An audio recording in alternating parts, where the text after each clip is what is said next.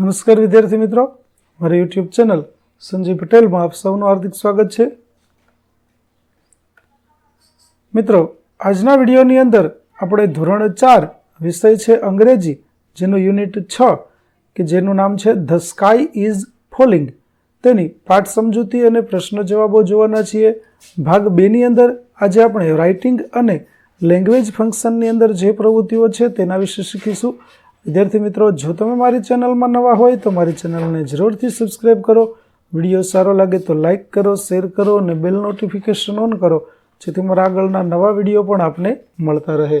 તેમજ વિદ્યાર્થી મિત્રો, આ પાઠની PDF જોવા માટે પ્લે સ્ટોરમાં જઈ અમારી એપ્લિકેશન વિશ્વગુરુ STD 1 થી 12 ગુજરાતી ડાઉનલોડ કરી તમારા મોબાઈલમાં ઇન્સ્ટોલ કરો. જે તમે શરૂ કરશો તો આ પ્રકારે જોવા મળશે, જેમાં બધા ધોરણની અંદર ધોરણ બતાવશે, ધોરણ પસંદ કરશો એટલે વિષય બતાવશે, વિષય પસંદ કરશો એટલે પાઠનું નામ બતાવશે. જેમાં વિડીયો ઉપર ક્લિક કરશો તો વિડીયો જોવા મળશે અને PDF ઉપર ક્લિક કરશો તો તમને PDF જોવા મળશે. તો આશા રાખું છું અમારી એપ્લિકેશન આપ સૌને ગમશે. જરૂર ડાઉનલોડ કરજો. જે એકદમ ફ્રી છે, કોઈ પણ પ્રકારના ચાર્જ વગર તમે વિડીયો અને PDF જોઈ શકશો. તો ચાલો મિત્રો, હવે શરૂ કરીએ પાઠ 6 ભાગ 2. Writing. Study the picture at the beach. તો વિદ્યાર્થી મિત્રો, અહીં આપણને એક ચિત્ર આપેલું છે, તે ચિત્રનું આપણે વર્ણન કરવાનું છે. તો ચાલો આપણે ચિત્રનું વર્ણન જોઈએ. Write sentences about the picture using the words in the brackets, એટલે કે કૌંસમાં આપેલા શબ્દો છે તેનો ઉપયોગ કરી અને ચિત્ર વિશે વર્ણન કરો. તો ચાલો કરીએ. તો the children are playing on the beach. બાળકો બીચ ઉપર રમી રહ્યા છે. There is a tent set up on the beach where the one boy is staying there.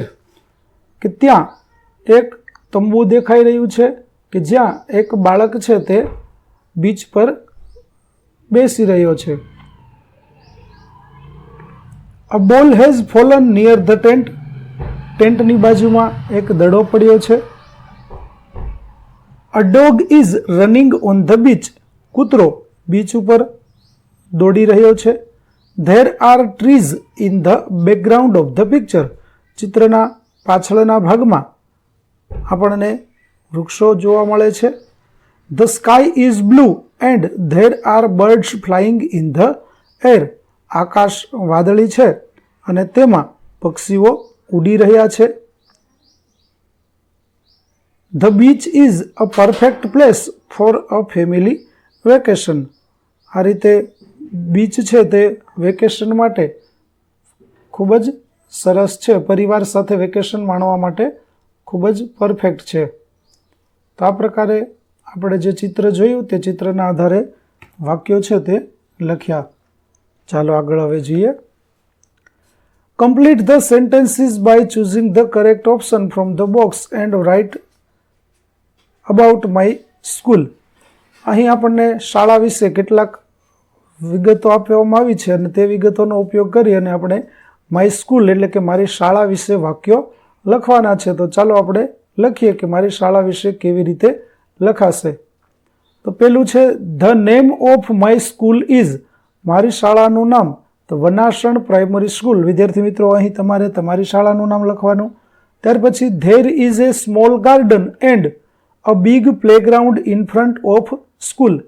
ત્યાં એક નાનકડો બગીચો અને એક મોટું રમતનું મેદાન શાળાની સામે છે. There are 16 classroom in school. શાળામાં 16 વર્ગખંડો છે. There are many trees in school.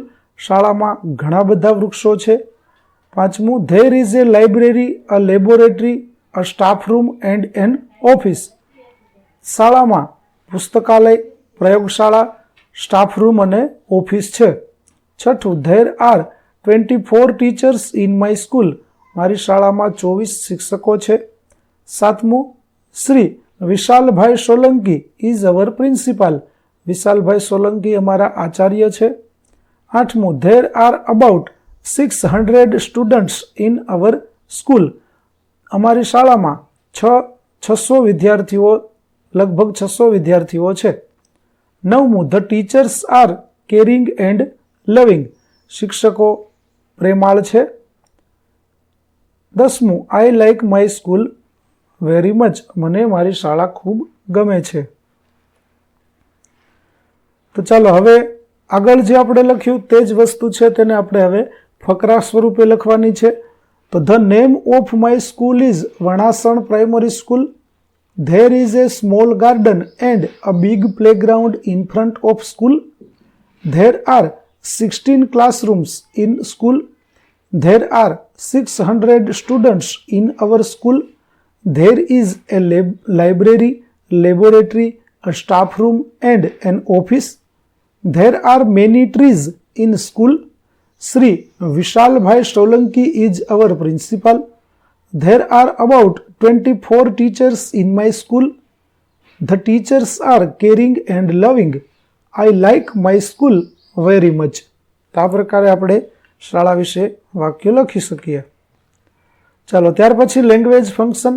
Fill in the blanks by choosing the correct option. યોગ્ય વિકલ્પ પસંદ કરી ખાલી જગ્યા પૂરવાની છે. પહેલું, I am Vishal. This is my book. It is big. હું વિશાલ છું. આ મારી બુક છે અને તે મોટી છે. બીજું, my parents are at Ahmedabad. They will come tomorrow. My grandfather is also with them.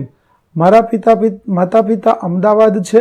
તેઓ આવતીકાલે આવશે અને મારા દાદા પણ તેમની સાથે આવશે. ત્રીજું, We are friends. This is our school.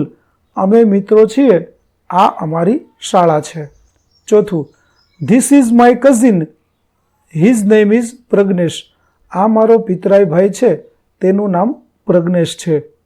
પાંચમું, my mother is a housewife. She loves cooking. I like her very much. મારી માતા ગૃહિણી છે. તેને રસોઈ કરવી ગમે છે અને તે મને ખૂબ જ ગમે છે. તો વિદ્યાર્થી મિત્રો, અહીં આપણું પાઠ 6નો ભાગ 2 છે તે પૂરો કરીએ છીએ. આગળના પાઠનો વિડીયો મેળવવા માટે મારી ચેનલને જરૂરથી સબસ્ક્રાઈબ કરો. તેમજ પીડીએફ જોવા માટે પ્લે સ્ટોરમાંથી અમારી એપ્લિકેશન વિશ્વગુરુ STD 1 થી 12 ગુજરાતી ડાઉનલોડ કરો, જેમાં આપને ધોરણ 4 તમામ વિષયના સ્વાધ્યાય સોલ્યુશન, સ્વાધ્યાય પોથી સોલ્યુશનના વિડીયો અને પીડીએફો મળી રહેશે, જે એકદમ ફ્રી છે. કોઈપણ પ્રકારના ચાર્જ વગર તમે વિડીયો અને પીડીએફ બંને જોઈ શકશો.